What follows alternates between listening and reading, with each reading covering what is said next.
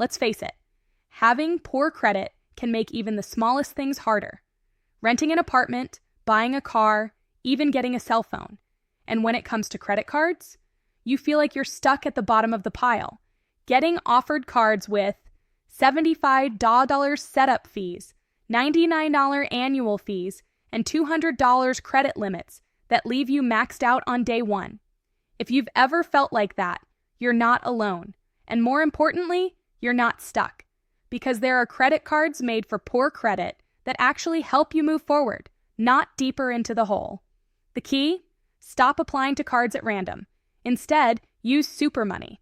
SuperMoney's free tool connects you with real credit cards for people with poor credit cards that report to all 3 bureaus, cards with reasonable fees or no fees at all, and cards that actually give you a shot at approval. You don't need a 700 credit score.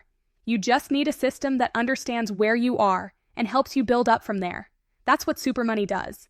Click the link in the description and pinned comment now to see your personalized matches for credit cards built specifically for poor credit. https://jatinural.com cards for bad credit. You don't need a second chance from a big bank. You need the right tool to take your first step toward rebuilding. Let this be it.